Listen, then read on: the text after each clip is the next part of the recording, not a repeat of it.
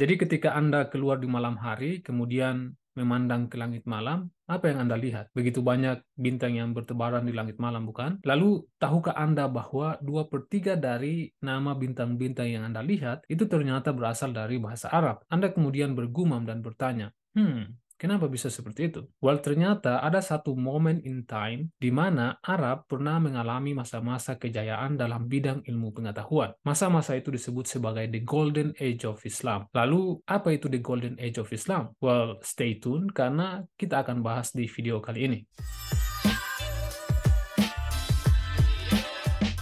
So, the Golden Age of Islam atau zaman keemasan Islam dimulai pada abad ke-8 Masehi dan berlangsung hingga abad ke-14 Masehi. Itu adalah masa-masa ketika cendekiawan, filosof, dan ilmuwan muslim membuat kontribusi yang sangat signifikan dalam bidang-bidang seperti astronomi, matematika, kedokteran, dan fisika. Nah, berbicara mengenai zaman keemasan Islam, tentu tidak lepas dari pemimpin atau khalifah umat Islam pada saat itu. Salah satu kekhalifaan terpenting selama periode ini adalah Kekhalifahan Abbasiyah yang berada di Baghdad, Irak. Kekhalifahan Abbasiyah itu dikenal dengan mendukung pengetahuan dan pembelajaran. Nah, mereka kemudian mendirikan rumah kebijaksanaan atau dalam bahasa Arab disebut Bait al-Hikmah yang sangat terkenal di Baghdad pada saat itu. Lembaga ini menjadi pusat keilmuan dan perpustakaan yang menampung buku-buku dan manuskrip dari berbagai belahan dunia. Rumah kebijaksanaan ini sebenarnya sudah dibangun pada masa pemerintahan Khalifah Harun al-Rashid pada abad ke-8 Masehi. Namun di bawah pemerintahan Khalifah al-Ma'munlah, rumah kebijaksanaan ini kemudian berkembang dengan pesat. Apa yang sebenarnya dilakukan oleh Khalifah al-Ma'mun yang membuat rumah kebijaksanaan ini bisa berkembang dengan pesat, yang nantinya menyulap Baghdad menjadi pusat dari ilmu pengetahuan yang hari ini kita sebut sebagai The Golden Age of Islam. Well, yang dia lakukan itu simpel sekali. Dia merekrut para sarjana terkenal dari berbagai belahan dunia atau orang-orang pintar dalam bidang ilmu pengetahuan tentunya pada saat itu dan mengumpulkan mereka semua di rumah kebijaksanaan tersebut. Baik Muslim, Kristen, dan Yahudi, semuanya bekerja sama dan bertukar pikiran dengan damai di sana. Bahkan menurut sejarawan John William Draper, selama masa kekhalifahan Abbasiyah, orang-orang terpelajar yang beragama Kristen, Yahudi, bahkan ateis sekalipun, itu tidak hanya dijunjung tinggi, tetapi juga dipromosikan ke posisi yang lebih tinggi dalam pemerintahan. Pada masa itu, ilmu pengetahuan itu sangat dijunjung tinggi sehingga orang tidak peduli dengan identitas seperti suku, ras, dan agama, apalagi partai politik.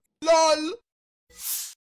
Karena yang diprioritaskan pada saat itu hanyalah keunggulannya di bidang pembelajaran dan ilmu pengetahuan. Lalu, apa yang dilakukan oleh para ilmuwan ini di rumah kebijaksanaan tersebut? Well, yang mereka lakukan adalah menerjemahkan teks-teks Yunani seperti karya Aristoteles, kemudian mereka juga menerjemahkan teks-teks dari Persia, Cina, dan India ke dalam bahasa Arab. Selama zaman keemasan Islam, bahasa Arab itu menjadi bahasa ilmu pengetahuan. Kenapa? Karena begitu banyak karya-karya pengetahuan dari berbagai belahan dunia telah diterjemahkan ke dalam bahasa Arab. Hal ini memungkinkan ilmuwan Islam untuk memiliki akses ke berbagai pengetahuan, mempelajarinya, kemudian mengembangkan pengetahuan tersebut. Banyak karya filsafat, sains, matematika, dan kedokteran yang berasal dari bahasa Yunani, Romawi, Persia, Cina, dan India telah diterjemahkan ke dalam bahasa Arab yang pada akhirnya meletakkan dasar atau fondasi bagi pencapaian besar The Golden Age of Islam. Lalu apa saja pencapaian terbesar di masa itu dalam bidang ilmu pengetahuan? Salah satu penemuan sekaligus pencapaian terbesar oleh ulama Islam yang paling terkenal adalah penemuan aljabar oleh matematikawan Persia Al-Khawarizmi yang hidup pada abad ke-9.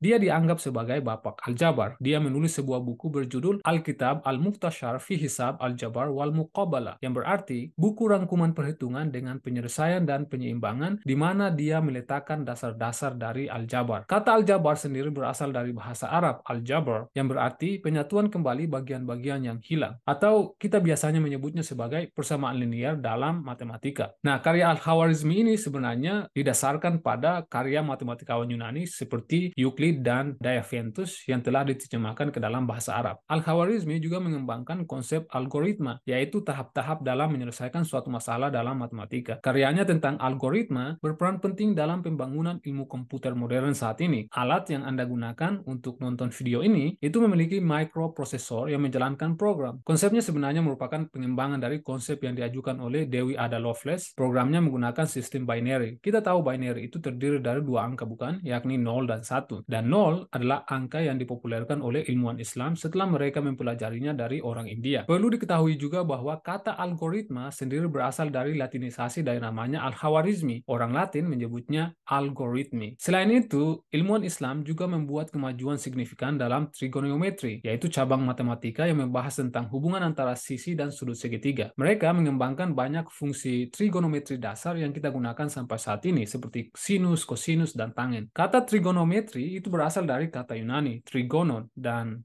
metron yang masing-masing berarti segitiga dan pengukuran. Matematikawan Islam seperti Marwazi dan Al-Buzjani memberikan kontribusi yang signifikan terhadap trigonometri, yang mana mereka mengembangkan karya-karya mereka berdasarkan karya-karya matematikawan dari Yunani dan India kuno. Tidak hanya dalam bidang matematika, ilmuwan Islam selama periode ini juga memberikan kontribusi yang signifikan dalam bidang astronomi. Mereka adalah orang pertama yang menggunakan teleskop untuk pengamatan astronomi dan membuat banyak penemuan penting tentang pergerakan planet dan bintang-bintang yang Anda lihat di langit malam. Seperti yang saya sebutkan di awal tadi, bahwa 2/3 dari nama bintang-bintang yang Anda lihat di langit malam ternyata berasal dari bahasa Arab. Astronom Islam seperti Al-Battani, Al-Farghani, dan Al-Sufi memberikan kontribusi yang signifikan dalam bidang astronomi, dan karya mereka kemudian diterjemahkan kembali ke dalam bahasa Latin dan mempengaruhi perkembangan astronomi Barat. Ilmuwan Islam juga membuat penemuan penting dalam optik, yaitu cabang fisika yang berhubungan dengan perilaku dan sifat cahaya. Salah satu ilmuwan Islam paling terkenal adalah Ibnu Al-Haytham yang menulis sebuah buku berjudul Kitab Al-Manazir, yang berarti buku optik. Dalam buku ini dia menjelaskan proses penglihatan dan mengembangkan banyak prinsip optik yang masih digunakan sampai saat ini. Ilmuwan Islam juga memberikan kontribusi yang signifikan dalam bidang kedokteran, membangun pengetahuan dari peradaban sebelumnya seperti Yunani dan Romawi. Salah satu dokter Islam paling terkenal adalah yang kita ketahui sampai saat ini, yaitu Ibnu Sina, kan? Nah, beliau ini juga dikenal sebagai Avicenna yang menulis buku dengan judul Canon of Medicine. Karya Ibnu Sina di bidang kedokteran mencakup penjelasan rinci tentang penyakit dan gejalanya, serta metode pengobatannya. Buku ini menjadi teks medis standar di Eropa selama berabad-abad.